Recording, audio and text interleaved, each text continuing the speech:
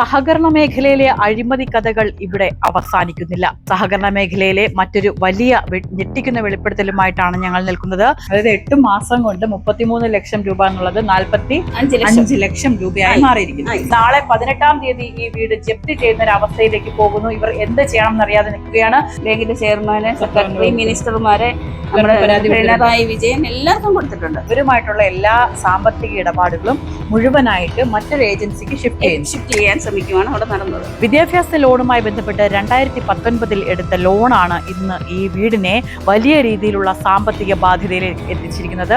സാധാരണക്കാരന് ബാങ്കിൽ ചെന്ന് കഴിഞ്ഞാൽ 1.5 മാസം പോയിട്ട് അവരൊരു വർഷം കയറി ഇറങ്ങിയാലും സാധാരണ ലോൺ കൊടുക്കാറില്ല. പിന്നീട് ഞാനൊക്കെ അന്നേരം തർക്കിച്ചിട്ടുണ്ട്. ഇത് ഞങ്ങളോട് പറയുമ്പോൾ അങ്ങനൊന്നും എല്ലാവരും പെട്ടെന്ന് നമുക്ക് പാസ്സാക്കി തന്നു. അന്നേരം നമുക്കറിയുന്നതിനകത്ത് ഇതിന് ഇവര് പറയും പിന്നെ അടുത്ത തവണ വരുമ്പോൾ ബുക്ക് പതിക്കാം, പിന്നെ സ്പീഡില്ല, നെറ്റിന് സ്പീഡില്ല, ടെക്നിക്കൽ എററാണ്, പിന്നെ കേരള ബാങ്കിലൊരു മൈഗ്രേഷൻ നടക്കുന്നതിൻ്റെ അപ്ഡേഷൻ നടക്കുകയാണ് സിസ്റ്റം, പിന്നീട് നമുക്ക് ഒരുമിച്ച് പതിക്കാം, ഇങ്ങനെയൊക്കെയാണ് പിന്നെ പറഞ്ഞുകൊണ്ടിരിക്കുന്നത്. ഞങ്ങളോട് മൊറട്ടോറിയം നീട്ടി തരുവാണെന്ന് പറഞ്ഞാണ് പേപ്പറുകൾ ഉൾപ്പെടെ മേടിച്ചത്. അപ്പോൾ നിങ്ങൾ അടച്ച പൈസകളൊക്കെ ഇവിടെ ഞങ്ങൾക്കറിയത്തില്ല. ഞങ്ങൾ അതാണ് ബാങ്കിനോട് ചോദിക്കുന്നത്, ഞങ്ങളുടെ പൈസ എന്ത്. നമസ്കാരം. സഹകരണ മേഖലയിലെ അഴിമതി കഥകൾ ഇവിടെ അവസാനിക്കുന്നില്ല. സഹകരണ മേഖലയിലെ മറ്റൊരു വലിയ ഞെട്ടിക്കുന്ന വെളിപ്പെടുത്തലുമായിട്ടാണ് ഞങ്ങൾ നിൽക്കുന്നത്. നെടിയവിള സഹകരണ ബാങ്ക് ഇപ്പോൾ കേരള ഗ്രാമീൺ ബാങ്കായി ലയിച്ചിരിക്കുന്ന നെടിയവിള സഹകരണ ബാങ്കിനെതിരെ ഗുരുതരമായിട്ടുള്ള ഒരു ആരോപണവുമായി ദീപ എന്ന് പറയുന്ന ഒരു ചേച്ചി എന്റെ കൂടെയുണ്ട്. വിദ്യാഭ്യാസ ലോണുമായി ബന്ധപ്പെട്ട് 2019 എടുത്ത ലോണാണ് ഇന്ന് ഈ വീടിനെ വലിയ രീതിയിലുള്ള സാമ്പത്തിക ബാധ്യതയിൽ എത്തിച്ചിരിക്കുന്നത്. വലിയ രീതിയിൽ ഇവർ ജീവിച്ചിരിക്കുന്നു എന്ന് മാത്രമേ നമ്മൾക്ക് പറയാൻ കഴിയുന്നുള്ളൂ. കാരണം അത്ര കടുത്ത വിഷമത്തിലാണ് എൻ്റെ ഒപ്പം നിൽക്കുന്ന ദീപ ചേച്ചി ഉള്ളത്. ദീപ ചേച്ചിയുടെ കുടുംബം ഇത്തരം വലിയൊരു അവസ്ഥയിലേക്ക് എത്തിച്ചത് ഈ നെടിയവിള സഹകരണ ബാങ്കാണ് അല്ലെ ചേച്ചി? ആ ബാങ്ക് ഇപ്പൊ കേരള ബാങ്കാണ്. കേരള ബാങ്കായിട്ട് മാറി. കേരള ബാങ്ക് അല്ലെ? ഈ ബാങ്കിൽ നിന്ന് ചേച്ചിക്ക് ഉണ്ടായ കടുത്ത മാനസിക വിഷമത്തിന്റെ കാരണം എന്തായിരുന്നു? കടുത്ത മാനസിക വിഷമം എന്ന് പറഞ്ഞാൽ ലോൺ എടുത്ത് 2019 മോക്ക് വിദ്യാഭ്യാസ ലോണിനാണ് ഞങ്ങൾ ചെല്ലുന്നത്. ഞങ്ങളോട് വിദ്യാഭ്യാസ ലോൺ ഇല്ല എന്നൊന്നും പറഞ്ഞില്ല, പ്രോപ്പർട്ടി ഡോക്യുമെന്റ്സ് വെച്ചിട്ട് നമുക്ക് ലോൺ ചെയ്യാന്നാണ് പറഞ്ഞത്. 2019 അന്ന് മോക്ക് 18 വയസ്സേ ഉള്ളൂ. 18 വയസ്സ്. അപ്പൊ ഈ ലോൺ എടുക്കാൻ പോകുന്നതിന് മുമ്പ് തന്നെ മോക്കുള്ള ആവശ്യത്തിന് ലോൺ എടുക്കാൻ വേണ്ടി അച്ഛൻ പവർ ഓഫ് അറ്റോർണി കൊടുത്തിട്ടുണ്ടായിരുന്നു. ഈ പവർ 18 വയസ്സുള്ള കുട്ടിയുടെ പേരിലാണല്ലോ? അതെ. 18 വയസ്സുള്ള കുട്ടിക്ക് ലോൺ കൊടുക്കാൻ പറ്റുമോ? ഇല്ലെന്നാണ് പിന്നീട് അന്വേഷിച്ചപ്പോൾ 21 വയസ്സ് പൂർത്തിയാവണം പ്രോപ്പർട്ടി ലോണും മറ്റും ചെയ്യാനെന്നാണ് ഞങ്ങൾ അറിഞ്ഞത്. വിദ്യാഭ്യാസ ലോൺ മാത്രമേ 18 വയസ്സ് +2 കഴിയുമ്പോൾ മുതൽ ഉള്ളു. അല്ലാതെ പ്രോപ്പർട്ടി ലോണ്, ബിസിനസ് ലോണ്, മറ്റ് പേഴ്സണൽ ലോൺ ഇങ്ങനെയുള്ളതൊന്നും 21 വയസ്സാവാതെ ആർക്കും കൊടുക്കാൻ പാടില്ലെന്ന ഒരു ബാങ്കിന്റെ നിയമം എന്നാണ് ഞങ്ങൾ പിന്നീടാണ് അറിയുന്നത്. ഇത് ബാനറിൽ ഒന്നും നമ്മളോട് പറഞ്ഞിട്ടില്ല. അപ്പൊ നിങ്ങൾ അവിടെ ബാങ്കിൽ 18 വയസ്സുള്ള ഒരു കുട്ടി ലോണിന് അപ്ലൈ ചെയ്യുമ്പോൾ ബാങ്ക് എങ്ങനെയാണ് നിങ്ങൾ അപ്രോച്ച് ചെയ്തത്? വളരെ നല്ല രീതിയിൽ സമീപനവും പെട്ടെന്ന് തന്നെ ഫാസ്റ്റായിട്ട് നമുക്ക് ലോൺ തരാനുള്ള എല്ലാ കാര്യങ്ങളും ഞങ്ങളെ കൂടുതൽ പ്രൊസീജിയേഴ്സിലൊന്നും നടത്താതെ. എത്ര ലക്ഷം രൂപയാണ്? 25 ലക്ഷം രൂപ ഞങ്ങൾ ആവശ്യപ്പെട്ടു. കാനഡയിൽ മോക്ക് മെഡിസിൻ്റെ പഠിക്കാനായിട്ട് പോകാനായിരുന്നു. അപ്പോൾ ഓക്കെ തരാമെന്ന് പറഞ്ഞു. അങ്ങനെ മോക്കുള്ള പേരിൽ പവർ ഓഫ് അറ്റോർണി അച്ഛൻ എഴുതി കൊടുത്തിട്ടുണ്ട്. ഈ പവർ ഓഫ് അറ്റോർണി ഇടുന്ന സമയത്ത് ഞാൻ നാട്ടിലില്ല, മസ്കറ്റിൽ ജോലി സംബന്ധമായിട്ട് നിൽക്കുകയാണ്. അപ്പോൾ ഇത് ഞങ്ങൾ രണ്ടുപേരുടെ, എൻ്റെ ഹസ്ബൻഡിന്റെ എന്റെയും കൂടെ പേര് ഇരിക്കുന്ന പ്രോപ്പർട്ടിയാണ്. അപ്പൊ പുള്ളി മാത്രമേ ആ പവർ ഓഫ് അറ്റോർണിയിൽ മോക്ക് ഒപ്പിട്ട് കൊടുത്തിട്ടുള്ളൂ, സൈൻ ചെയ്തിട്ടില്ല. അപ്പൊ സൈൻ ചെയ്യാതെ ഈ ലോൺ സാങ്ഷൻ ആക്കി? അതെ. അതിനകത്ത് പിന്നീട് ഞാൻ ഈ ലോണിന്റെ കാര്യങ്ങൾ നടക്കുമ്പോൾ മോക്കുള്ള ആവശ്യത്തിന് ഞാൻ നാട്ടിൽ തിരിച്ചെത്തി. അച്ഛൻ നാട്ടിൽ നിന്ന് ജോലിക്ക് പോയി. അപ്പൊ ബാക്കി കാര്യത്തിന് മോടെ കൂടെ ഞാനാണ് ബാങ്കിൽ പോയത്. അപ്പോഴും എന്നെ കൊണ്ട് കുറെ പേപ്പറുകൾ ഒപ്പിടിച്ചിട്ടുണ്ട്. അതിൽ പവർ ഓഫ് അറ്റോർണി സൈൻ ചെയ്തില്ലെങ്കിൽ കുഴപ്പമില്ല അങ്ങനെ എന്തെങ്കിലും? അങ്ങനൊന്നും. പിന്നെ അതിനെ കുറിച്ച് അവർ സംസാരിച്ചിട്ടില്ല. ആവശ്യം വന്നു. അതെ, നമ്മുടെ പ്രമാണവും ഈ പവർ ഓഫ് അറ്റോർണി എഴുതിയേക്കുന്നതിന്റെ കൊച്ചിന്റെ രജിസ്ട്രേഷൻ ചെയ്ത് അതുണ്ടല്ലോ, ആ ഒരു ഇത് മാത്രമേ അവർ വാങ്ങിച്ചിട്ടുള്ളൂ. പിന്നെ ബാധ്യതാ സർട്ടിഫിക്കറ്റ്, കരമടച്ച രസീത്, ഇത്രയാണ് നമ്മളോട് ആവശ്യപ്പെട്ടിട്ടുള്ളത്. പെട്ടെന്ന് തന്നെ ലോൺ 1.5 മാസം കൊണ്ട് നമുക്ക് പെട്ടെന്ന് തന്നെ ഫാസ്റ്റ് 1.5 മാസം കൊണ്ട് നമുക്ക് തന്നെ എല്ലാം ഓക്കെ. സാധാരണക്കാർ ബാങ്കിൽ ചെന്ന് കഴിഞ്ഞാൽ 1.5 മാസം പോയിട്ട് അവരൊരു വർഷം കയറി ഇറങ്ങിയാലും സാധാരണ ലോൺ കൊടുക്കാറില്ല. പിന്നീട് ഞാനൊക്കെ അന്നേരം തർക്കിച്ചിട്ടുണ്ട്. ഇത് ഞങ്ങളോട് പറയുമ്പോൾ അങ്ങനൊന്നും എല്ലാവരും പെട്ടെന്ന് നമുക്ക് പാസ്സാക്കി തന്നു. അന്നേരം നമുക്കറിയില്ലതിനകത്ത് ഇതിന് നമ്മളെ എന്താണ് അങ്ങനെയൊക്കെ തന്ന് സഹായിച്ചതെന്നൊന്നും. വലിയ ഓഫറുകളായിരുന്നു. വളരെ സന്തോഷമായിട്ടാണ് ഞങ്ങൾ മുന്നോട്ട് പോയിക്കൊണ്ടിരുന്നത്. അടയ്ക്കുന്നതും എല്ലാം നല്ല രീതിയിൽ നമ്മൾ അടച്ചുകൊണ്ട് പോയിക്കൊണ്ടിരുന്നത്. 25 ലക്ഷം രൂപയ്ക്ക് നിങ്ങൾ എത്ര രൂപ വെച്ചായിരുന്നു ലോൺ? ഞങ്ങൾക്ക് 36,000-നകത്ത് EMI. പലിശ മാത്രമാണ്? ഞങ്ങളുടെ നമുക്കുള്ള വിശ്വാസം പലിശയും മുതലും കൂടെ ആണ് അടയുന്നതെന്നായിരുന്നു. പിന്നീട് ഞങ്ങൾ അന്വേഷണങ്ങളൊക്കെ ഇങ്ങനെ വന്നപ്പോഴാണ് പലിശ മാത്രമായിട്ടാണ് ഇങ്ങനെ പൊയ്ക്കൊണ്ടേയിരിക്കുന്നത്. എത്ര രൂപ അടച്ചാലും 5 വർഷത്തേക്ക് പലിശ മാത്രമാണ് ബാങ്ക് പിടിക്കുന്നത്, 5 വർഷം കഴിഞ്ഞിട്ടേ മുതലിലോട്ട് കയറത്തുള്ളൂ എന്നൊക്കെ ഇവര് പല ഉദ്യോഗസ്ഥന്മാർ അന്വേഷിച്ചപ്പോഴും നമ്മളുടെ കേക്ക് ഇതാണ് പറയുന്നത് മാനേജർമാര്. അപ്പൊ നമുക്ക് അറിയത്തില്ല, ഇപ്പൊ ഇരുന്ന മാനേജറാണ് അങ്ങനെ പറഞ്ഞത്. പിന്നെ പോലീസ് സ്റ്റേഷനിൽ, ശാസ്താംകോട്ട പോലീസ് സ്റ്റേഷനിൽ നമ്മൾ SP ഓഫീസിൽ കേസ് കൊടുത്ത പ്രകാരം ആ കേസ് ഫോർവേഡ് ചെയ്തായിരുന്നു ശാസ്താംകോട്ടയ്ക്ക്. അപ്പൊ അവിടെ വിളിപ്പിച്ചിട്ടാണ് ഇങ്ങനെ മാനേജർ പറയുന്നത്. പിന്നീട് നിങ്ങൾ ഈ 25 ലക്ഷം രൂപ എന്നുള്ളത് ഇപ്പൊ നിലവിൽ എത്ര രൂപ ആയിട്ടുണ്ട്? ഇപ്പം 45 ലക്ഷം രൂപയായിരുന്നു കഴിഞ്ഞ ഒരു വർഷത്തിന് മുമ്പ് കാണിച്ചുകൊണ്ടിരുന്നത്. ഇപ്പം നിലവിൽ 50 മേലെ ആയിട്ടുണ്ടാവും. അതായത് കഴിഞ്ഞ 3-4 വർഷത്തിനിടെ ഈ 25 ലക്ഷം എന്നുള്ളത് ഏകദേശം 60 ലക്ഷം രൂപയ്ക്ക് അടുത്താകുന്നു. അതെ അതെ. അതിന് നമുക്ക് ഈ കോവിഡ് 2ാം ഘട്ടം വരെയും നമുക്ക് നല്ല രീതിയിൽ പെൻഡിങ് ആവുന്നതിന് മുമ്പ് വരെ ആ സമയമൊക്കെയാണ് നമ്മൾ ലോൺ പെൻഡിങ് ആയി തുടങ്ങിയത്. അതുവരെ നമ്മളൊരു 10-15 ലക്ഷം രൂപ 15 ലക്ഷം രൂപയ്ക്കകത്ത് തീർച്ചയായിട്ടും നമ്മൾ അടച്ചിട്ടുണ്ട്. കാരണം ഞങ്ങളുടെ കയ്യിൽ അന്ന് പൈസയുണ്ട്. കാരണം പ്രോപ്പർട്ടിയൊക്കെ സെയിലാക്കിയതിന്റെ പൈസയും, ബിസിനസ് ഉണ്ടായിരുന്നു. പുള്ളി ആഫ്രിക്കയിലെ ജോലിയിലായിരുന്നു. പിന്നീടാണ് നാട്ടിൽ വന്ന് നിൽക്കാൻ തുടങ്ങിയത്. ഞാൻ ഇവിടെ ബോർമ സ്റ്റാർട്ടും കൂടെ ചെയ്തണൊക്കെ ഇവിടെ നാട്ടിൽ നിൽക്കാൻ തുടങ്ങിയത്. അങ്ങനെ അപ്പം നമുക്ക് പൈസ ഉണ്ടായിരുന്നു. അത് ഞങ്ങളിങ്ങനെ വിഡ്രോ ചെയ്ത് കൊണ്ടു ചെന്ന് അടയ്ക്കുകയും ചെക്ക് ലീഫായിട്ട് കൊണ്ടു കൊടുക്കുകയും പുള്ളി അയക്കുന്ന പൈസ ഞങ്ങൾ വേറെ അക്കൗണ്ടിലേക്ക്. ഈ റെസിപ്റ്റ് എന്ന് പറയുന്ന സംഭവം ഇങ്ങനെയുള്ള ഞങ്ങൾ ഈ അന്വേഷണത്തിന് പോയപ്പോൾ ഓരോരുത്തർ ചോദിച്ചപ്പോഴാണ് എനിക്ക് അറിയാവുന്നത്. കാരണം എന്ന് പറഞ്ഞാൽ ഞാൻ ആദ്യം തന്നെ EMI അടയ്ക്കാൻ ചെല്ലുന്ന സമയത്ത് പോലും എനിക്ക് റെസിപ്റ്റ് തന്നിട്ടില്ല. ഈ ലോണിന് ഞങ്ങൾ ആദ്യമായിട്ട് ജീവിതത്തിൽ ഞാനും എൻ്റെ പിള്ളേരോട് ഒരു ലോൺ ചെയ്യാൻ പോകുന്നത്. ഈ ലോണിന് ചെന്ന് കഴിഞ്ഞപ്പം ഞങ്ങൾക്ക് ഈ EMI ഫസ്റ്റ് EMI അടയ്ക്കുമ്പോൾ ഒരു റെസിപ്റ്റ് തന്നിരുന്നെങ്കിൽ, അല്ലെങ്കിൽ റെസിപ്റ്റ് വാങ്ങിക്കണേന്ന് പറഞ്ഞ് തന്നിരുന്നെങ്കിൽ ഞങ്ങൾക്ക് അറിയാൻ പറ്റുമായിരുന്നു ഇങ്ങനെ ലോൺ അടച്ചാലും റെസിപ്റ്റ് തരുമെന്ന്. കാരണം മറ്റെല്ലാ കാര്യം ഇപ്പം പൈസ ട്രാൻസ്ഫർ ചെയ്യാൻ പോകുമ്പോഴും പൈസ ഇടാൻ പോകുമ്പോഴും നമ്മൾ വേറെ ആർക്കെങ്കിലും വിഡ്രോ ചെയ്ത് അയക്കുമ്പോഴും ഒക്കെ സ്ലിപ്പ് കിട്ടുന്നത് എനിക്കറിയാം. പക്ഷെ ലോൺ അടച്ചു കഴിഞ്ഞ് സ്ലിപ്പ് കിട്ടും എന്നുള്ളത് ലോൺ എടുത്തിട്ടുള്ള എക്സ്പീരിയൻസ് ഇല്ലാത്തതുകൊണ്ട് എനിക്കത് അറിയത്തില്ലായിരുന്നു. അങ്ങനെ ഈ മാനേജർ എന്നോട് പറഞ്ഞത്, ഈ പൈസ നിങ്ങൾ 15 ലക്ഷം വരെ അടച്ചതിന്റെ ഏതെങ്കിലും ഒരു തെളിവ് എവിടെയെങ്കിലും? അതായത് പിന്നെ നമുക്ക് 2-3 പ്രാവശ്യം ബുക്ക് പതിച്ചു തരുമായിരുന്നു ഞാൻ ചെല്ലുന്ന സമയത്തൊക്കെ. അപ്പൊ മോക്കളെ മോന്റെ കൈ പൈസ കൊണ്ട് ചെല്ലുമ്പോഴും ഇവര് പറയും പിന്നെ അടുത്ത തവണ വരുമ്പോൾ ബുക്ക് പതിക്കാം, പിന്നെ സ്പീഡില്ല, നെറ്റിന് സ്പീഡില്ല, ടെക്നിക്കൽ എററാണ്, പിന്നെ കേരള ബാങ്കിലൊരു മൈഗ്രേഷൻ നടക്കുന്നതിന്റെ അപ്ഡേഷൻ നടക്കുവാണ് സിസ്റ്റം, പിന്നീട് നമുക്ക് ഒരുമിച്ച് പതിക്കാം, ഇങ്ങനെയൊക്കെയാണ് പിന്നെ പറഞ്ഞുകൊണ്ടിരിക്കുന്നത്. അങ്ങനെ ഇരുന്നപ്പോഴും പിന്നെ കോവിഡ് വന്നു കഴിഞ്ഞപ്പോൾ നമ്മൾ പിന്നെ ബാങ്കുമായിട്ട് വലിയ കമ്മ്യൂണിക്കേഷൻ ഇല്ല. അങ്ങോട്ട് പുറത്തോട്ട് ഇറങ്ങാൻ പറ്റത്തില്ലല്ലോ, എങ്ങോട്ടും പുറത്തോട്ട് ഇറങ്ങാൻ പറ്റത്തില്ല. ലോക്ക്ഡൌണും അതും ഇതൊക്കെ വന്ന് ഇങ്ങനെ ബുക്ക് പതിപ്പിക്കാനൊന്നും പിന്നെ പോകാൻ പറ്റുന്നില്ല. അങ്ങനെ അതൊരു ബുക്ക് പതിപ്പീന്ന് പറയുന്നത് ഇടയ്ക്ക് വെച്ച് നമ്മളിങ്ങനെ പെരുകി കിടക്കുക. അങ്ങനെ കിടന്ന് പിന്നെ കോവിഡിന്റെ മൊറട്ടോറിയം ത്തിന് മുമ്പ് ഒരു 3 മാസം 3.5 ലക്ഷം രൂപ പെൻഡിങ് ആയിട്ടുണ്ട് ഞങ്ങൾക്ക്. അത് ഏകദേശം ഈ മൊറട്ടോറിയത്തിലെ ആ 3.5 ലക്ഷം രൂപയ്ക്ക് 2.5 ലക്ഷം രൂപ, ഒരു 1.5 ലക്ഷവും ഒരു 1 ലക്ഷമായിട്ട് ഞാൻ കൊണ്ടടച്ചിട്ടുണ്ട്. നമ്മൾ പണയം വെച്ചിട്ട് നമുക്ക് കിട്ടാനുള്ള 1 ലക്ഷം രൂപയും വാങ്ങിച്ച് ഞാൻ കൊണ്ടടച്ചിട്ടുണ്ട്. ഈ പൈസയൊന്നും നമ്മുടെ അക്കൗണ്ടിൽ ഉൾക്കൊള്ളിച്ചിട്ടില്ല. EMIയുടെ അക്കൗണ്ടിൽ കുറഞ്ഞതായിട്ട് ഉൾക്കൊള്ളിച്ചിട്ടില്ല, കാണിക്കുന്നുമില്ല. അങ്ങനെ ഇതൊന്നും നമുക്ക് പതിച്ച് കിട്ടത്തില്ല, നമ്മുടെ സിസ്റ്റത്തിൽ പോലും ഇതില്ല എന്നറിയുന്നത് തന്നെ ഇത് അവസാനം ഞങ്ങൾക്ക് ഇവിടെ 2021 ആ മൊറട്ടോറിയത്തിന്റെ സംഭവം കഴിഞ്ഞ് 6ാമത്തെ മാസം കഴിഞ്ഞപ്പം രണ്ടാമത് ഞങ്ങളെ ആളെ വിളിപ്പിച്ച് 18 മാസത്തേക്ക് മൊറട്ടോറിയം ചെയ്യാൻ പോവുക, ചെയ്തു തരാം, ഞങ്ങൾക്കൊരു പിന്നെ ഹെൽപ്പ് എന്നുള്ള രീതിയിൽ സ്പെഷ്യൽ കൺസെഷൻ ആണ് എന്ന് പറഞ്ഞിട്ട് ഇവിടെ വന്ന് ആളെ 2 പേരെ വിട്ടു. അതെ, ഞങ്ങൾ ചെന്നു. ഞങ്ങൾക്ക് ആദ്യം എന്നോട് പറഞ്ഞു ഒരു പേപ്പറിനകത്ത് എഴുതി അപേക്ഷ കൊടുക്കാൻ പറഞ്ഞു. അങ്ങനെ ഞാൻ അത് അപേക്ഷ കൊടുത്തു. അപ്പൊ മോളുടെ കൈ കുറെ പേപ്പറെല്ലാം കൂടെ തന്നിട്ട് ഒന്ന് ഒപ്പിട്ട് കൊടുക്കാൻ പറഞ്ഞു. അങ്ങനെ മോളെല്ലാം പെട്ടെന്ന് ചെയ്യണം, 2:30-ക്ക് മുമ്പ് ഇത് അപ്ലോഡ് ചെയ്യണം, സമയമില്ല, സമയം കഴിഞ്ഞ് കഴിഞ്ഞാൽ ചെയ്യാൻ പറ്റത്തില്ല എന്നൊക്കെ പറഞ്ഞു. കൊച്ചു പെട്ടെന്ന് അതൊന്ന് വായിച്ചു നോക്കട്ടെ എന്ന് പറഞ്ഞപ്പോൾ ഞാൻ പറഞ്ഞു തന്നോളാന്ന് പറഞ്ഞു. അന്നിരുന്ന സുനിത എന്ന് പറയുന്ന മാനേജർ. അങ്ങനെ അവര് ആ സമയത്ത് ബാങ്കിന്റെ മാനേജർ ആരാണ്? സുനിതകുമാരി എന്നാണ് അവരുടെ പേര് അന്നത്തെ. അത് രണ്ടാമത് വന്നു. അതെ. ആദ്യം ലോൺ ചെയ്യുന്നത് ശക്തിധരൻ. രണ്ടാമത് വന്ന ആളാണ് ഈ സുനിതകുമാരി. സുനിതകുമാരിയാണ് നമ്മുടെ മൊറട്ടോറിയം എന്ന് പറഞ്ഞ് വിളിക്കുന്നതും ഒക്കെ. അപ്പൊ അങ്ങനെ ഈ മൊറട്ടോറിയത്തിന്റെ ബാക്കി പേപ്പറെല്ലാം ഒപ്പിടിച്ച് മേടിച്ചിട്ട് പറഞ്ഞു ഈ 1.5 വർഷത്തേക്ക് കാലാവധി നീട്ടി കിട്ടിയിട്ടുണ്ട്, അതെല്ലാം നിങ്ങൾക്ക് അടച്ചു തീർക്കണമെങ്കിൽ അടച്ചു തീർക്കാതെ EMIയുടെ കൂടെ ചേർത്ത്.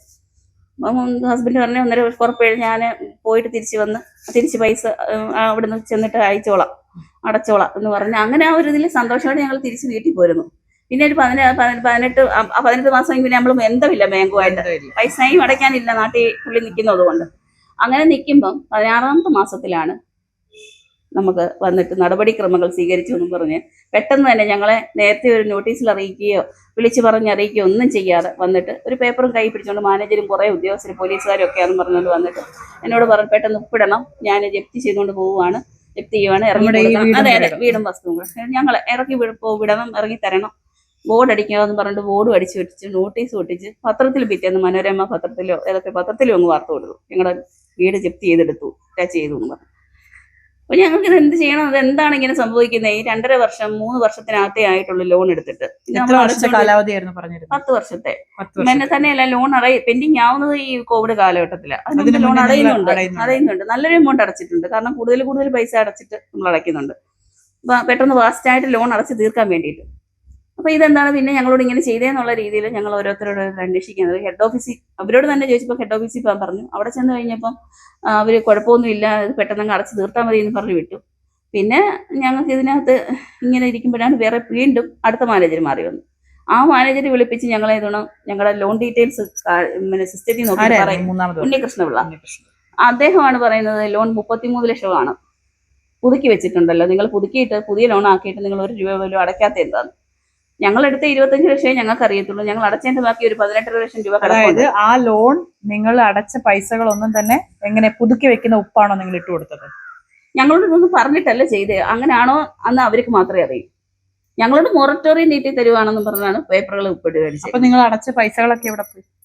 ഞങ്ങൾക്ക് അറിയത്തില്ല. ഞങ്ങൾ അതാണ് ബാങ്കിനോട് ചോദിക്കുന്നത്, ഞങ്ങളുടെ പൈസ എന്ത് ചെയ്യും, ഞങ്ങൾ കൊടുത്തു തന്ന പൈസ എന്ത് ചെയ്യും? അതിന്റെ ഞങ്ങൾക്ക് ബുക്കിനകത്ത് വരച്ചു തരാൻ പറഞ്ഞ് ഞങ്ങൾ സ്റ്റേറ്റ്മെന്റ് കുറിച്ച് നിങ്ങൾ ചോദിച്ചപ്പോൾ എന്താണ് ആരാധന ലോൺ അത് ഇങ്ങനെ ഈ ഒരു ഇത് പറഞ്ഞു ഉണ്ണികൃഷ്ണപിള്ള പറഞ്ഞു കഴിഞ്ഞപ്പോഴാണ് ഞങ്ങളിത് എന്തോ ഇതിനകത്തൊരു സംശയം തോന്നി തുടങ്ങിയത് ഞങ്ങൾക്ക്.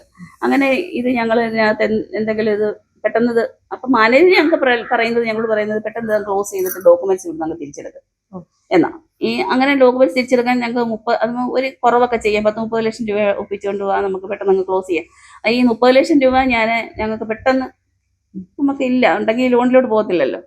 അപ്പൊ ഞങ്ങൾ പറഞ്ഞു ഇതൊന്നും പ്രോപ്പർട്ടി വല്ലതും വേറെ വസ്തുക്കൾ കിടപ്പുണ്ട്, സെയിലാക്കിയിട്ട് ഞങ്ങൾ കൊണ്ടുവന്ന് അടച്ചോളാം, ഇച്ചിരി സമയം തരണം എന്ന് പറഞ്ഞു. അങ്ങനെ സമയം എത്ര വേണം എന്ന് ചോദിച്ചു. പറഞ്ഞ് വസ്തു വിൽക്കുന്നതിന് ഇത്ര സമയം വേണ്ടി വരുമെന്ന് എനിക്ക് അറിയത്തില്ല, എങ്കിലും ഫാസ്റ്റ് ആക്കാൻ നോക്കാം. അത് ഞാൻ നാളെ വീട്ടിലോട്ട് ഒരു ഹസ്ബൻഡുമായിട്ട് സംസാരിക്കാം. അങ്ങനെ വിങ്ങിയര് വേറെ ഇവിടെ അവിടുത്തെ എന്തോ ഒരു ഭരണാധികാരിയാണെന്ന് തോന്നുന്നു, ശ്രീകുമാർ എന്ന് പറയുന്ന ഒരാൾ. ബാങ്കിൽ ഉദ്യോഗസ്ഥനല്ല, ഭരണ സമിതിയിലുള്ള ആളോ അതോ അത് അങ്ങനെ ആ ഉള്ള പാർട്ടിക്കാര് ഭരിക്കുന്നത്. അപ്പൊ ഇവിടെ തെക്ക് തന്നെ നമ്മുടെ ഇവിടെ അടുത്ത് തന്നെയാണ് ഈ ശ്രീകുമാറിന്റെ വീട്.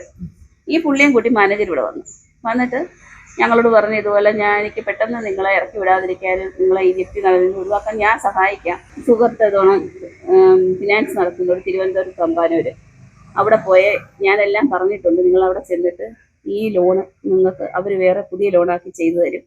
അപ്പോൾ ഈ ലോൺ ഇവിടുത്തെ ഈ ഫോർമാലിറ്റീസിൽ നിന്ന് നിങ്ങൾ ഒഴിവാകും, ജപ്തി നടപടികളിൽ നിന്ന്. അപ്പം പുതിയ ലോൺ നിങ്ങൾ അടച്ചു തുടങ്ങിയാൽ മതി. അപ്പൊ അതായത് ബാങ്കിന്റെ എല്ലാ പ്രൊസീജിയറും അല്ലെങ്കിൽ ഇവരുമായിട്ടുള്ള എല്ലാ സാമ്പത്തിക ഇടപാടുകളും മുഴുവനായിട്ട് മറ്റൊരു ഏജൻസിക്ക് ഷിഫ്റ്റ് ചെയ്യാൻ ശ്രമിക്കുവാണ് അവിടെ നടന്നത്.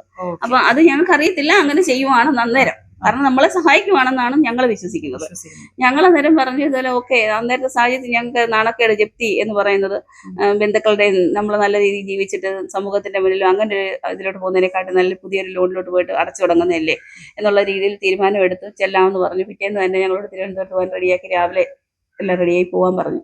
അപ്പോൾ പോകുന്ന കൂട്ടത്തിൽ കൊട്ടാരക്കരയിൽ നിന്ന് ഒരാളെയും കൂടെ കൊണ്ടുപോകണമെന്ന് പറഞ്ഞു. അങ്ങനെ ഞങ്ങൾ അവരെ കൂട്ടി അവിടെ ചെന്ന് സംസാരിച്ച് 2ാമത്തെ ദിവസം പിന്നെ ഇവിടെ പെയിന്റ് ചെയ്യണം എന്നൊക്കെ പറഞ്ഞ് അങ്ങനെയൊക്കെ ആളെ നിർത്തി.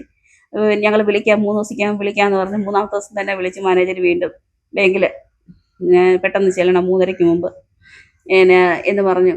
അപ്പോൾ ഈ സംഭവങ്ങൾ പെട്ടെന്ന് അവിടെ ചെന്ന് ഇതിനിടയ്ക്ക് ഏതോ ഒരു ദിവസം, അതായത് 3ാമത്തെയോ 4ാമത്തെയോ ദിവസത്തേക്ക് മുമ്പ് ഒരു ദിവസം തന്നെ ഈ മാനേജർ ഞങ്ങളെ അവരുടെ വണ്ടിയും കൊണ്ട് വന്നിട്ട് മാനേജർ ഒരു ഉദ്യോഗസ്ഥനും കൂടെ കുറച്ച് ദൂരെ എൻ്റെ ഹസ്ബൻഡിനെ വിളിച്ചുകൊണ്ട് പോയായിരുന്നു. ഇവിടെ ഉദ്യോഗസ്ഥർ റിക്കവറി നടപടി കൊണ്ട് നിൽക്കണം, അപ്പം സമയം നീട്ടി വായിക്കാന്ന് പറഞ്ഞു. ഒത്തിരി ദൂരെ ഒരു കാട്ടുപ്രദേശത്ത് കൊണ്ടുപോയി വണ്ടിയൊക്കെ ഒതുക്കിയിട്ട് വേറെ 2-3 പേര് വേറെ വണ്ടിക്കകത്തൊക്കെ വന്ന് ഞങ്ങളോട് വണ്ടിക്കകത്ത് കയറുന്ന കാര്യമൊക്കെ പറഞ്ഞിട്ട് ഞങ്ങളോട് പറഞ്ഞു ഇത് 7 ദിവസത്തേക്കകം നിങ്ങൾ അടച്ചില്ലെങ്കിൽ ഞങ്ങൾ ഇറക്കി വിടും എന്നൊക്കെ പറഞ്ഞ് ഇങ്ങനെ ഇവരും ഞങ്ങളെ പേടിപ്പിച്ചു. അതെ അങ്ങനെയാണ് ഞങ്ങൾ ഇവിടെ കൊണ്ടുവിട്ടത്. ഇതിന്റെ ഇടയ്ക്കൂടെ നടക്കുന്നുണ്ട് ഈ 2-3-4-5 ദിവസത്തേക്കകത്ത് തന്നെ അത്. അങ്ങനെ ഞങ്ങൾക്ക് പിന്നെ ഈ മാനേജർ പറഞ്ഞ് ഞാനെല്ലാം ഓക്കെ ആക്കിക്കൊണ്ട് അവർ പോകുന്നുണ്ട്, അങ്ങോട്ട് പോകുന്നുണ്ട്, തിരുവനന്തപുരത്തോട്ട് പോകുന്നുണ്ട്. വന്ന ആളുകളോട് പറയുന്നുണ്ട് അവർ വേറെ ഫണ്ട് റെഡിയാക്കുന്നുണ്ട് എന്ന്. അങ്ങനെ ഞങ്ങൾ അവിടെ ചെന്നപ്പം ഈ പേപ്പറൊക്കെ ആയിട്ട് 3 മണിക്ക് മുമ്പ് 3 ദിവസം കഴിയുമ്പോൾ വിളിച്ചു പറഞ്ഞു. ഞങ്ങൾ അവിടെ ഞാനും എൻ്റെ മോനോടാ ചെല്ലുമ്പം 2 പേരിരിപ്പുണ്ട്. ഒരു ഭാര്യയും ഭർത്താവുമായിട്ട് 2 പേര് ഇവിടെ ഇരിപ്പുണ്ട്. അവരും ഫാമിലി അവര് വന്നേക്കുന്നത് ലോൺ ആവശ്യത്തിനാ വന്നേന്ന് പറഞ്ഞു. അപ്പം എന്നോട് പറഞ്ഞു, ലോണ ഈ ഹസ്ബൻഡിന്റെ പേരിൽ 50 വയസ്സായതുകൊണ്ട് ഈ ലോൺ ചെയ്യാൻ പറ്റത്തില്ല. അപ്പൊ ഈ ഇരിക്കുന്ന വ്യക്തി ഗൾഫിൽ ജോലി ചെയ്യുന്ന ആളാണ്. ആ പുള്ളിയുടെ പേരിൽ ലോൺ ചെയ്യാം, പുള്ളിയുടെ സാലറി സർട്ടിഫിക്കറ്റ് വെച്ച്. അപ്പം ഞാൻ ചോദിച്ചാൽ അത് എന്തൊരു എങ്ങനെയാ എന്ന് ചോദിച്ചു. പറഞ്ഞത് പർച്ചേസിങ് ലോൺ എന്ന് പറഞ്ഞൊരു ലോണ്. ചോദിച്ചാൽ അതെന്തുവാ, എനിക്ക് അങ്ങനെ ലോണിനെ പറ്റി അറിയത്തില്ല, അതെന്ത് പർച്ചേസിങ് ലോൺ. അത് പറഞ്ഞാൽ ഇത് പുള്ളിയുടെ പേരിലോട്ട് നിങ്ങളുടെ പ്രമാണം എഴുതി കൊടുക്കണം. കൂടാതെ ഇത് പുള്ളിക്ക് 18 ലക്ഷം രൂപ ഗിഫ്റ്റ് മണി കൊടുക്കണം. പിന്നെ നിങ്ങളുടെ ലോൺ അടച്ചു തീർക്കുന്നതിന് 33 ലക്ഷം രൂപ. പിന്നെ ഞങ്ങളുടെ പ്രൊസീജിയേഴ്സും ഞങ്ങളുടെ ചാർജ് എല്ലാം കൂടെ 15 ലക്ഷം രൂപ. നിങ്ങൾക്ക് ഇതിനകത്ത് വല്ല എമൗണ്ട് പിന്നെ എന്തെങ്കിലും ആവശ്യത്തിന് വേണമെങ്കിൽ അതെല്ലാം കൂടെ ചേർത്തിട്ട് നമ്മൾ 80 ലക്ഷം രൂപയ്ക്ക് മൊത്തം 80 ലക്ഷം രൂപയ്ക്ക് നമ്മുടെ വീട് പ്രോപ്പർട്ടിയും കൂടെ അവർ ലോൺ ചെയ്ത് പുതിയ ലോണാക്കി വെക്കും എന്ന്. ഓക്കെ ആണെങ്കിൽ നമുക്ക് ഇപ്പം തന്നെ പ്രൊസീജിയേഴ്സ് ചെയ്യാം എന്ന് പറഞ്ഞു. ഓക്കെ ഞാൻ പറഞ്ഞു. അപ്പോൾ ഞാനപ്പോഴത്തേക്ക് മൊത്തത്തിൽ അങ്ങ് പേടിച്ച് ഇതെന്ത് ചെയ്യും, നമ്മൾ ചെറിയൊരു കാര്യത്തിൽ നിന്ന് വലിയൊരു കടക്കണിയിലോട്ട് കൊണ്ടുപോകുന്ന ഒരു അവസ്ഥയിലേക്കാണ്. അപ്പൊ കൊച്ചു ചെറുക്കൻ മോൻ എൻ്റെ കൂടെ ഉണ്ട്. അപ്പൊ എൻ്റെ മോനെ അപ്പം അവൻ പറഞ്ഞു, വേണ്ട അമ്മേ, നമുക്ക് വീട്ടിൽ ചെന്ന് ആലോചിച്ചിട്ട് പറയാം എന്ന് പറയാം. അവന് അന്നേരം തന്നെ എന്തോ മനസ്സിലായി. ഞങ്ങൾ പുറത്തിറങ്ങി ഇങ്ങോട്ട് നടന്നപ്പോൾ ഈ ഇരുന്ന ലേഡി പെട്ടെന്ന് ഓടി വന്നിട്ട് പറഞ്ഞു, നിങ്ങൾ ചിന്തിച്ചിട്ടേ ഇത് ചെയ്യാമായിരുന്നു. കാരണം അവർക്ക് മനസ്സിലായി ഞങ്ങൾ ഒന്നും അറിയാതെ ഇവർ ട്രാപ്പിലാക്കി ഞങ്ങളെ അവിടെ കൊണ്ടിരുത്തിയേക്കുവാണ്. അങ്ങനെ ഞങ്ങൾ അവിടെ നിന്ന് രക്ഷപ്പെട്ട് ഇങ്ങ് വന്നു. അപ്പോൾ ഇതിനിടയ്ക്കൂടെ ഞാൻ മാനേജറെ വിളിച്ചായിരുന്നു. ഞാൻ അവിടെ നിന്ന് ഇറങ്ങിയപ്പോൾ ഇങ്ങനെ വലിയ ചതിയിലോട്ട് വിടണ്ടായിരുന്നു, ഞങ്ങൾക്കുള്ള ലോൺ അവിടെ അല്ലേ വെച്ചേക്കുന്നത്, നിങ്ങൾ എങ്ങനെയെങ്കിലും എന്തെങ്കിലും വിറ്റ് ക്ലോസ് ചെയ്തോളാം എന്ന്. ഞാനങ്ങ് വീട്ടിലോട്ട് വരാം. ദീപ ഇത് പുറത്തോട്ട് പറയല്ലേ, വീട്ടിൽ വരാം, ഫോണിൽ കൂടെ സംസാരിക്കേണ്ടതാണ്. ഞാൻ ഈ വരുന്നതിന് മുമ്പ് തന്നെ അവർ ഇവിടെ ഹസ്ബൻഡുമായിട്ട് കാര്യം പറഞ്ഞുകൊണ്ടിരിക്കുന്നു. ഞാനന്നേരം നേരത്തെ ഫോണിൽ വിളിച്ച് ഹസ്ബൻഡിനോട് പറഞ്ഞു, ഇങ്ങനെ ഒരു പണിയാ, അത് എന്തുവാണെന്ന് ചോദിക്കണം. അങ്ങനെ ഞാൻ അങ്ങ് വരുന്നതിന് മുമ്പായിരുന്നു. അങ്ങനെ അവർ ചോദിച്ചുകൊണ്ടിരിക്കുവാണ്. അപ്പോൾ ചോദിച്ചുകൊണ്ടിരിക്കുമ്പോൾ ഞാൻ വന്നപ്പോൾ എന്നോട് പറഞ്ഞു, ദീപ ഇത് വേറെ ആരോടും പറയാൻ നിൽക്കേണ്ട, ഞാൻ നിങ്ങളെ സഹായിക്കാൻ വേണ്ടി ചെയ്തയാ, ഞാൻ നിങ്ങൾക്ക് വേണ്ടെങ്കിൽ വേണ്ട, ഇതിങ്ങനെ എന്താ സംഭവിക്കുന്നത് വെച്ചാൽ അങ്ങനെ ആയിക്കോട്ടെ, കുഴപ്പമില്ല എന്ന് പറഞ്ഞിട്ട് അങ്ങേരങ്ങ് അവരൊക്കെ പോയി. അങ്ങനെ അവിടെ നിന്നു.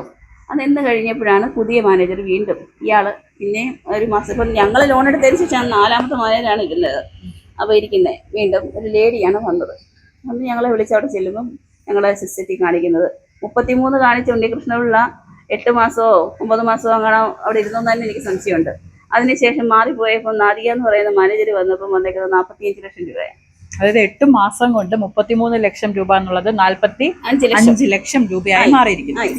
അപ്പോൾ അവർ പറഞ്ഞു, ഇതിങ്ങനെ എങ്ങനെ അടയ്ക്കുന്നത്, മടക്കെടുക്കളായിട്ടോ എങ്ങനെയെങ്കിലും കുറച്ചെങ്കിലും അടച്ചു തീർക്കുന്നു എന്ന് കാര്യങ്ങളൊക്കെ ചോദിച്ചപ്പോൾ ഞാൻ പറഞ്ഞു, ഇതിങ്ങനെ ഇത്രയും രൂപയിൽ ഇങ്ങനെ പെട്ടെന്ന് ഇങ്ങനെ വേരിയേഷൻ വരുന്നത് കൊണ്ട് ഇതെന്താണ്, ഈ ലോണിന്റെ ഡീറ്റെയിൽസ് എനിക്കൊന്ന് വേണം, എൻ്റെ ലോണിന്റെ സ്റ്റേറ്റ്മെന്റും. ഇതൊക്കെ നമുക്കറിയാലോ, നമുക്ക് ഇങ്ങനെയുള്ള കാര്യങ്ങളിൽ ഒരു പരാതി വരുമ്പോൾ സാധാരണ ബാങ്കിങ് മേഖലയിൽ ഓംബുഡ്സ്മാനാണല്ലോ സമീപിക്കുന്നത്. അങ്ങനെ ഓംബുഡ്സ്മാനെ എനിക്ക് ആദ്യമേ ഒന്നും അറിയത്തില്ല. നമ്മളിത് ഇങ്ങനെ ഒരു കുറ്റകൃത്യം ഇതിനകത്ത് നടക്കുന്നുണ്ടെന്ന് നമുക്കൊന്നും അറിയാൻ വയ്യ. ഇങ്ങനെ ഇവർ പറഞ്ഞു വിടുന്നുണ്ട് എങ്കിലും ശരി, നമ്മളെ സഹായിക്കാൻ എന്നുള്ള വ്യാജനെ വിട്ടു, നമ്മൾ ചതിയിൽ ചെറുത് വരാതെ രക്ഷപ്പെട്ടു, ഇത്രേ നമുക്ക് അറിയുള്ളൂ.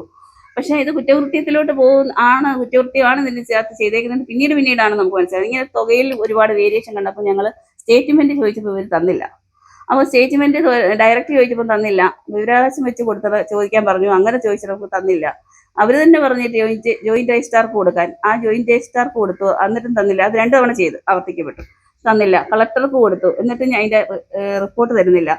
അതായത് സ്റ്റേറ്റ്മെന്റും തരുന്നില്ല, ലോൺ ഡീറ്റെയിൽസും തരുന്നില്ല, ബുക്ക് പതിച്ച് തരുന്നില്ല.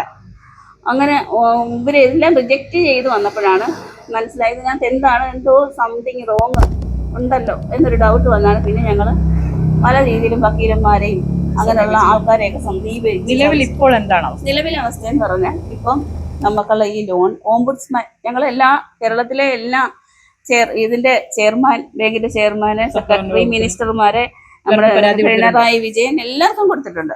ഇവരുടെ എല്ലാം ചോദ്യങ്ങൾക്ക് റിപ്പോർട്ടായിട്ട് ഇവർ കൊടുക്കുന്നത് ഞങ്ങൾ കെട്ടിച്ചമച്ച കഥ ഉണ്ടാക്കി ലോണിന് കാലതാമസം വരുത്താൻ മാനേജർമാരുടെ പേരിൽ കെട്ടിച്ചമച്ച കഥയുണ്ടാക്കിക്കൊണ്ട് വരുവാണെന്നാണ് പറഞ്ഞത്. അങ്ങനെയാണെങ്കിൽ 2019 ഇവർ കൊണ്ടുവന്ന് ഈ ജപ്തി നടപടി എന്നും പറഞ്ഞുകൊണ്ട് വേർഡ് ഒട്ടിച്ച് ഈ കാലാവധി അത്രയും കിടക്കുന്ന സമയത്ത് അത് മൊറട്ടോറിയം പീരീഡാണ് ഇവർ പറഞ്ഞ പ്രകാരം, കോവിഡിന്റെ ടൈമും അത് ചെയ്തിട്ട് ഞങ്ങൾ അതെന്താ ചെയ്തതെന്ന് ചോദിച്ചതിന് ഒരു മറുപടി പറഞ്ഞിട്ടില്ല. അതെന്തിനാ അങ്ങനെ ചെയ്ത് അത്ര ഫാസ്റ്റായിട്ട് ചെയ്തെന്ന് ചോദിച്ചായിരുന്നു. അപ്പോൾ അന്നു മുതൽ അതെന്താണ് അവർ ഞങ്ങളോട് അങ്ങനെ ചെയ്യുന്നത്, അതാണ് ഞങ്ങൾക്ക് അറിയേണ്ടത്. ഒന്ന്, നാളെ അതായത് വരുന്ന 18-ാം തീയതി നാളെ ഈ വീടിന്റെ ജപ്തിയാണ്. അതെ അതെ എന്നാണ് പറയുന്നത്. അതായത് പിന്നെ അവസാനം അന്വേഷിച്ച് അപ്പോൾ എൻ്റെ ഒരു ബന്ധു വന്നിട്ട് ഇതിന്റെ എല്ലാ പേപ്പറുകളും എടുത്ത് വെച്ച് പരിശോധിച്ച് അവർ മുഖേന പിന്നെ ബാക്കി ആൾക്കാരുമായിട്ട് ഡിസ്കസ് ഇങ്ങനെ എല്ലാം പരിശോധനകൾ നടത്തി വന്നപ്പോഴാണ് ഞങ്ങൾ അറിയുന്നത് ഞങ്ങൾക്ക് 2 ലോൺ ഉണ്ടെന്ന്. അതായത് ഞങ്ങൾ 2019 മോളുടെ പേരിൽ വിദ്യാഭ്യാസ ലോൺ ചെന്ന് അത് ചെയ്ത സമയത്ത് തന്നെ അതേ മാസത്തിൽ തന്നെ മാൻസ നാഗരിക ബാങ്ക് എന്ന് പറയുന്ന ബാങ്കിൽ ഞങ്ങളുടെ മോളുടെ പേരിൽ തന്നെ ഇതേ 25 ലക്ഷം തന്നെ ആക്റ്റീവാണ് ലോൺ. ആ ലോണ് എമൗണ്ട് അടയുന്നുണ്ട്, EMI അടയുന്നുണ്ട്. അത് ഈ കഴിഞ്ഞ 6 മാസം വരെ കണ്ടിന്യൂ ആയിട്ട് അടയുന്നുണ്ടായിരുന്നു. ഞങ്ങളുടെ ലോൺ EMI ഞങ്ങൾ കൊണ്ടുചെന്ന് അടയ്ക്കുന്ന പൈസ ഞങ്ങളുടെ EMIയിൽ ഇത് ചെയ്യുന്നില്ല, വരവ് ചെയ്യുന്നില്ല. ഞങ്ങളുടെ പൈസ 50 ലക്ഷം രൂപയാണോ അന്ന്? അതെ അതെ അതെ അതായിരിക്കാം. ഇവരാണോ ചെയ്തത് അതോ പുറത്തെന്തെങ്കിലും ടെക്നിക്കൽ എററാണോ എന്നുള്ള സംശയങ്ങളെല്ലാം ഞങ്ങൾ കൺഫേം ചെയ്യാൻ വേണ്ടി പല തലങ്ങളിലും പരാതി കൊടുത്തിട്ട് ഇത് ആവശ്യപ്പെട്ടു. ബാങ്ക് അതിന് ഇതുവരെ എക്സ്പ്ലനേഷൻ തന്നിട്ടില്ല. ഡയറക്റ്റ് ഇപ്പോൾ വീണ്ടും ഓംബുഡ്സ്മാന്റെ ഹിയറിംഗ് കഴിഞ്ഞിട്ട് ഓംബുഡ്സ്മാൻ മുഖേന അവർ പറഞ്ഞ പ്രകാരം ഞങ്ങൾ അപേക്ഷ കൊടുത്ത് 2 മാസം കഴിഞ്ഞ് അതിനും നമുക്ക് ഒരു വിവരവും തന്നിട്ടില്ല. ഈ 2ാമത്തെ ലോൺ എന്താണെന്ന് അവർ വ്യക്തത വരുത്തുന്നില്ല. അതുപോലെ ഞങ്ങൾക്ക് 2ാമത് ലോൺ പുതുക്കി വെച്ചതിന്റെ ഡോക്യുമെന്റ്സ് തന്നിട്ടില്ല. പിന്നെ ഈ പൈസ ഞങ്ങളുടെ അടച്ച പൈസ എവിടെ പോയി എന്ന് ചോദിച്ചതിന് മറുപടിയില്ല. പിന്നെ ഞാൻ എൻ്റെ ചെക്ക് ലീഫ് മുഖേന കുറെ ട്രാൻസ്ഫർ ചെയ്തിട്ടുണ്ട്. ആ ചെക്കിന്റെ വിഡ്രോയുടെ ഇത് നമ്മുടെ സ്റ്റേറ്റ്മെന്റിൽ വരണമല്ലോ, അത് വന്നിട്ടില്ല. ഇനി എൻ്റെ സ്റ്റേറ്റ്മെന്റ് ഫുൾ അത് മൊത്തം എടുത്തിട്ട് അത് വന്നിട്ടുണ്ടോ, ആ ചെക്ക് ലീഫ് അവരുടെ ബാങ്കിന്റെ തന്നെ ആ കളക്ഷൻ അവിടെ ഉണ്ട് ചെക്കിന്റെ. അപ്പോൾ അത് വെച്ചും കൂടെ ഇനി ഒന്ന് ഇൻവെസ്റ്റിഗേറ്റ്. ഇത് ഇപ്പം ഞങ്ങൾ പിന്നെ വക്കീലന്മാരുടെ അടുത്ത് പോകുന്നു. ഇപ്പം മജിസ്ട്രേറ്റ് കോടതി കേസ് ഫയൽ ഞങ്ങൾ SPOC ഫയൽ കേസ് കൊടുത്തു. അത് ഫോർവേഡ് ചെയ്തു സാധാ ബാങ്ക് ഇവിടത്തേക്ക് സ്റ്റേഷനിലേക്ക്, നമ്മുടെ ഏരിയയിലെ ശാസ്താംകോട്ട. അവിടെ ചെന്ന് ഞങ്ങളെ വിളിപ്പിച്ച് ഞങ്ങൾ ബാങ്കുകാരെ ഞങ്ങളിവിടെ സംസാരിക്കാനായിട്ട് ആദ്യം ഞങ്ങളെ മാത്രം വിളിപ്പിച്ച് ഞങ്ങളുടെ കാര്യങ്ങളെല്ലാം കേട്ടിട്ട് അവിടുത്തെ SI എല്ലാ കാര്യങ്ങളും കേട്ടോണ്ടിരിക്കുമ്പോൾ മാനേജർ വിളിച്ചിട്ട് പുറത്ത് നിന്ന് പേഴ്സണലായിട്ട് സംസാരിക്കണം എന്ന് പറഞ്ഞു. ഫോണും കൊണ്ട് പുറത്തു പോയി കഴിഞ്ഞ് SI മധുക്കുട്ടൻ, ഞാൻ പേര് പറയാം കാരണം സാറാണ് ഞങ്ങളെ വിളിപ്പിച്ചതും സംസാരിച്ചതൊക്കെ. അപ്പോൾ പുറത്തു പോയി സംസാരിച്ചിട്ട് വന്ന് മധുക്കുട്ടൻ സാർ എന്നോട് പറഞ്ഞത് ഇത്രയും തെളിവിൻ്റെ അടിസ്ഥാനത്തിൽ ഞങ്ങൾക്ക് കേസെടുക്കാൻ പറ്റത്തില്ല, ഇനി ബാക്കി തെളിവുകൾ ഒരുപാട് വേണം ദീപേ ഇതിനെന്ന് പറഞ്ഞു. ഞങ്ങൾ തെളിവ് കൊണ്ട് കൊടുക്കാനാണെങ്കിൽ ഞങ്ങൾ അങ്ങ് ബാങ്കിൽ കയറി അങ്ങ് എല്ലാ ഫയലും എടുത്തു വെച്ച് പരിശോധിച്ചാൽ പോരെ. അല്ല, ഇനിയിപ്പോ നിങ്ങൾ എന്താണ് ശരിക്കും പറഞ്ഞാൽ ഇതിനകത്തൊരു സൊല്യൂഷൻ ചെയ്യാൻ പോണ എന്താണ്? ഇതിനകത്ത് സൊല്യൂഷൻ എന്ന് പറഞ്ഞാൽ ഞങ്ങൾക്ക് വേറെ സ്ഥലം കൊടുക്കാൻ വസ്തു കിടപ്പുണ്ട്. അപ്പോൾ അത് കൊടുത്തിട്ട് ഫണ്ട് റെഡിയാക്കിക്കൊണ്ട് ഇതിനകത്ത് ഇപ്പം നിലനിൽക്കുന്ന ക്രമക്കേടുകൾ കണ്ടെത്തി അതിന്റെ നിജസ്ഥിതി എന്താന്ന് പുറത്തു വന്നതിന് ശേഷം ഇതിനകത്ത് കുറ്റകൃത്യം ചെയ്തേക്കുന്ന ഉദ്യോഗസ്ഥന്മാരെ അതെ 3 പേര് ഇതിനകത്ത് ഇൻവോൾവ് ആണ്. 4ാമത്തെ ആളിൽ നിന്ന് ഒരു ഡീറ്റെയിൽസും കൂടുതൽ അറിയാൻ വയ്യ. അവർ എവിഷന്റെ ഭാഗമായിട്ടൊക്കെ വരുന്ന കാര്യങ്ങൾ വരുമ്പോൾ ഉള്ള നിജസ്ഥിതികൾ അന്നേരമുള്ള സ്ഥിതികളാണ് നമ്മളോട് ബോധ്യപ്പെടുത്തിക്കൊണ്ടിരിക്കുന്നത്. 3 പേരാണ് അതിന് മുമ്പുള്ളവരാണ് ഈ കാര്യങ്ങളിലെല്ലാം ഇൻവോൾവ് ആയിട്ടുള്ളത്. ഇവര് ആരാണെന്ന് നമുക്കറിയത്തില്ല. അതിലെ കുറ്റകൃത്യങ്ങൾ ചെയ്തിട്ടുള്ള ആരാണ് എന്നൊന്നും നമുക്ക് വ്യക്തിപരമായിട്ട് കണ്ടുപറ്റിക്കൊണ്ട് നിയമത്തിന് മുന്നിൽ കൊണ്ടുവന്ന് അർഹമായ ശിക്ഷ ഇവർക്ക് കൊടുത്തിട്ട് ഞങ്ങളോട് കോടതി പറയുകയാണ് അത് ഏത് നിയമം ആണ് ഇത് പറയുന്നത്. നമ്മൾ പൈസ നമ്മൾ അടയ്ക്കേണ്ടുന്ന തുക ബാക്കി നമ്മൾ അടച്ചതിന്റെ ബാലൻസ് ബാക്കി അടയ്ക്കാൻ തയ്യാറാണ്. ഞങ്ങൾ എടുത്ത തുകയും അതിന്റെ പലിശ അടയ്ക്കാൻ ഞങ്ങൾ തയ്യാറാണ്. അത് അടയ്ക്കാൻ വസ്തു വിറ്റ് ഞങ്ങൾ പൈസ അത്രത്തേക്ക് റെഡിയാക്കി കൊണ്ടുചെന്ന് അടയ്ക്കാൻ തയ്യാറാണ്. അല്ലാതെ ഇങ്ങനെ ഇടയ്ക്കിടയ്ക്ക് കൊണ്ടുചെന്ന് ഞങ്ങൾക്കുള്ളതെല്ലാം വിറ്റ് ചെറുതായിട്ട് വിൽക്കാനുള്ള സ്വർണ്ണങ്ങളായാലും വണ്ടിയായാലും എല്ലാം വിറ്റ് ഞാൻ ബാങ്കിന് കൊണ്ട് കൊടുത്തു. പക്ഷെ ഇനി അങ്ങനെ കൊടുക്കാനില്ല. കൂടെ വന്ന് ഞങ്ങളെ പോലീസ് 2-3 വണ്ടി നിറയെ പോലീസുകാരൊക്കെ വന്ന് ഭീഷണിയും നാണക്കേട് സമൂഹത്തിന്റെ മുന്നിലും വീട്ടുകാരുടെ മുന്നിലും ഒക്കെ തരുതാട്ടിക്കൊണ്ടിരിക്കുന്നു 2021 മുതൽ. അതിന്റെ ഭാഗമായിട്ട് എൻ്റെ കൊച്ചിന്റെ കല്യാണം വരെ മുടങ്ങിപ്പോയതാ. പിന്നെ 2ാമത് വന്ന ഒരു ബന്ധമാണ് ഇപ്പോൾ അവൾ കല്യാണം കഴിച്ച് പോയത്. അപ്പോൾ ഇനി ഈ ഫാമിലി മൊത്തത്തിൽ തകർത്തിവര് ഒരു കച്ചവടം പോലും ചെയ്യാൻ സമ്മതിക്കത്തില്ല. ഈ കടയ്ക്കകത്ത് ഞങ്ങൾ അറ്റാച്ച് ചെയ്തിട്ടേക്ക് വന്ന് പറഞ്ഞുകൊണ്ട് ഭീഷണിയാണ്. അപ്പം അങ്ങനെ മൊത്തത്തിൽ തകർന്നു നിൽക്കുന്ന ഒരവസ്ഥ. അപ്പോൾ ശരിക്കും പറഞ്ഞു കഴിഞ്ഞാൽ ഇവരെ വലിയ രീതിയിൽ പെടുത്തിയിരിക്കുന്നു എന്ന് വേണമെങ്കിൽ നമുക്ക് പറയാം. കാരണം സഹകരണ മേഖലയിലെ അഴിമതികൾ നമ്മൾ നിരന്തരം കേട്ടുകൊണ്ടിരിക്കുന്നതാണ്. ചെറിയ മീനിട്ട് വലിയ മീനിനെ പിടിക്കുന്നു എന്ന് കേട്ടിട്ടില്ലേ? അതേ രീതിയിൽ തന്നെയാണ് ഇവരെ വലിയ രീതിയിൽ ഇവർക്ക് ലോൺ എളുപ്പം സാങ്ഷൻ ആക്കി കൊടുക്കുന്നു. പക്ഷേ ഒരേ സമയം തന്നെ 2 ലോണുകൾ ഇവർക്ക് പാസ്സാവുന്നു. അതിൽ ഒരു ലോണിനെ പറ്റി മാത്രമേ ഇവർക്ക് ധാരണയുള്ളൂ. അതോടൊപ്പം തന്നെ ഇവിടെ നടന്ന, അതായത് 15 ലക്ഷം രൂപ അടക്കം കോവിഡിന് മുമ്പ് തന്നെ അടച്ചിട്ടുണ്ടെന്ന് പറഞ്ഞു. ഈ പൈസ അടച്ചതിന്റെ റെസിപ്റ്റോ അല്ലെങ്കിൽ ഇതിന്റെ യാതൊരുവിധ രേഖകളോ ഇവർക്ക് കൊടുക്കുന്നില്ല. ഇങ്ങനെ വലിയ രീതിയിൽ ചെറിയ ഒരു വിദ്യാഭ്യാസ ലോണിന് അപ്ലൈ ചെയ്ത ഈ കുടുംബം ഇന്ന് പെരുവഴിയിലേക്ക് ഇറങ്ങേണ്ട സാഹചര്യം ഉണ്ടായിരിക്കുന്നു. നാളെ 18-ാം തീയതി ഈ വീട് ജപ്തി ചെയ്യുന്ന ഒരു അവസ്ഥയിലേക്ക് പോകുന്നു. ഇവർ എന്ത് ചെയ്യണം എന്നറിയാതെ നിൽക്കുകയാണ്. സഹകരണ വകുപ്പിനടക്കം മുഖ്യമന്ത്രിക്കടക്കം ഇവർ പരാതി കൊടുത്തിട്ടുണ്ട്. ഇനി അന്വേഷണം കൃത്യമായ രീതിയിൽ നടത്തേണ്ടത് ഇവിടുത്തെ നിയമ സംവിധാനങ്ങളുടെ സപ്പോർട്ടാണ്. ക്യാമറമാൻ അൻഷാദിനൊപ്പം ബിൽവനിത്സൻ, വിസ്മയ ന്യൂസ്.